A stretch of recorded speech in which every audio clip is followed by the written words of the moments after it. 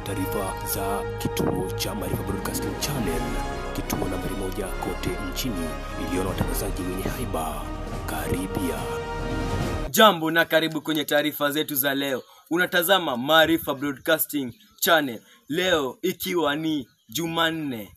Leo hii tutaongelea masuala ya michezo, na tukiendelea na masuala ya michezo ni kwamba ligi kuu ya Uingereza itaendelea leo hii, kesho na kesho kutwa, huku vijana wa Mikel Arteta yani Arsenal watakabana na Fulham leo hii, na mechi nyingine ni kwamba Nottingham watakabana na vijana Kasongo FC yani Manchester United, na wengine ni kwamba hapo kesho Manchester City vijana wa Pep Guardiola baada ya kushinda 2-1 katika FA na kujikatia tikiti ya kwenda semi finali yani nusu finali, watakabana na Leicester City. Hapo pia kesho vijana wa Ancelotti watakabana na Everton yani Liverpool vs Everton, yani itakuwa ni Merseyside derby baada ya mechi wa mkondo wa kwanza kutoka sare. Na hapo Alhamisi vijana wa Enzo Maresca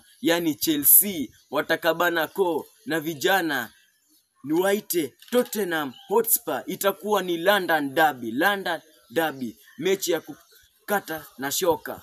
Tukiendelea ni kwamba Copa del Rey mkondo wa pili nusu finali utaendelea leo hii, huku tukiwa na Real derby yani Real Madrid vs Real Sociedad baada ya Real Madrid kushinda 1-0 katika mkondo wa kwanza.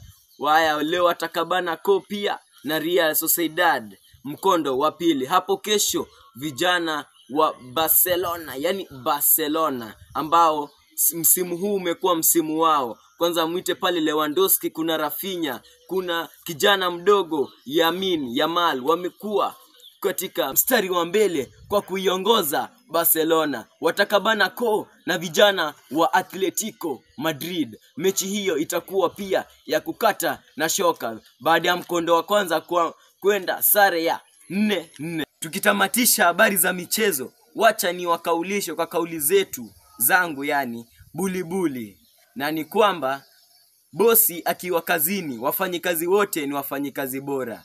Ukiona mtu anatembea haraka mjini, jua ana madeni au ana haja. Mimi ni Pascali Odhiambo, tukutane tena siku nyingine.